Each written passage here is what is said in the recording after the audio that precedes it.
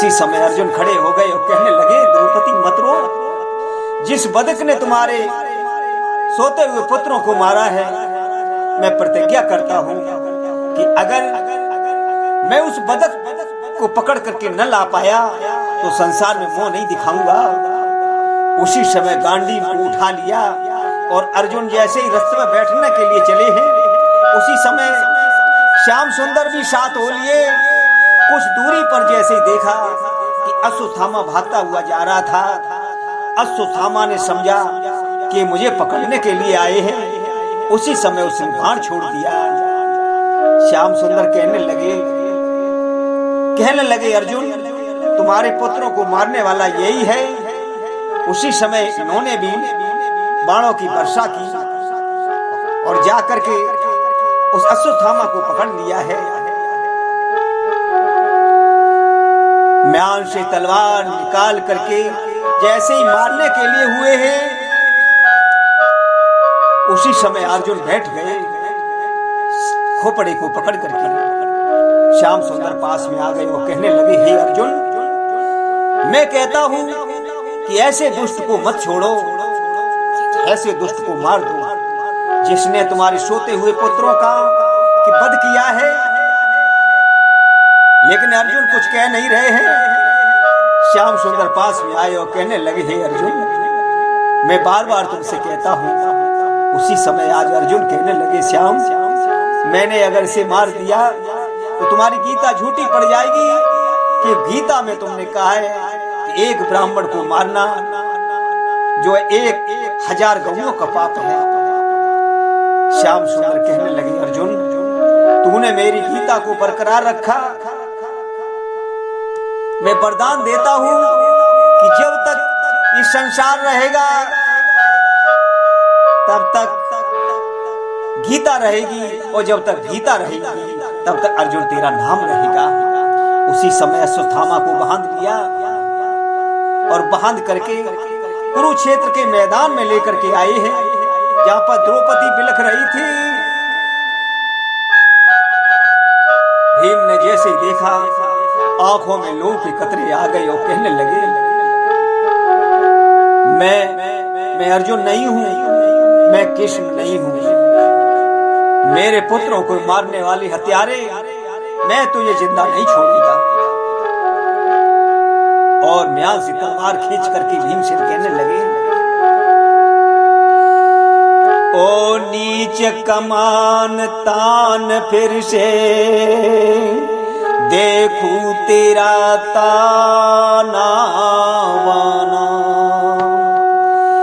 बिस्तरे बांध ले दुनिया से, उठ चुका अब दाना दाना। भीमसेन कहने लगे, मैं अर्जुन नहीं हूं, मैं धर्मराज नहीं हूं। जिसने मेरे पुत्रों को मारा है, मैं उसे जिंदा नहीं छोड़ूंगा। द्रौपदी मुझे जल्दी बतला, तेरे दिल को मैं भर डालूं। खींचलूं खाल जाके तन की, जके टुकड़े टुकड़े कर डालूं।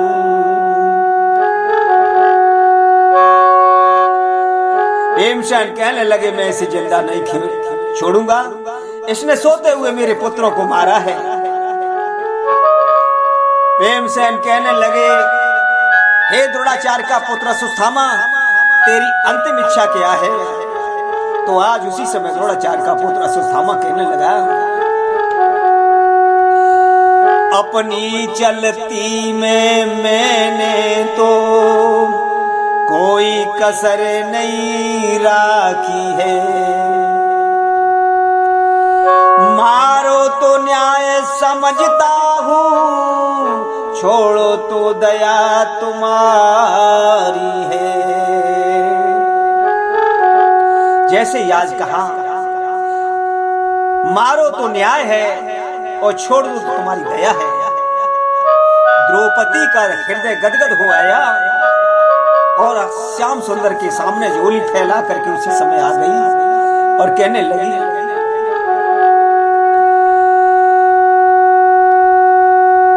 ए मोहन ए माधव सुन लो, मौ पुत्रों का शोक त्यागती हूँ।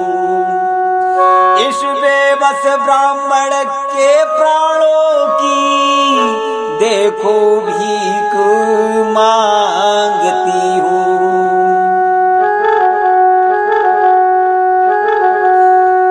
द्रौपदी ने झोली फैला करके श्याम सुंदर और भीमसेन से कहा, बेबस ब्राह्मण को क्यों सताते हो? मैं अपने पुत्रों का मुंह त्यागती हूँ। मेरे पुत्र मर गए, अब मेरे पुत्र दोबारा संसार में नहीं मिलेंगे।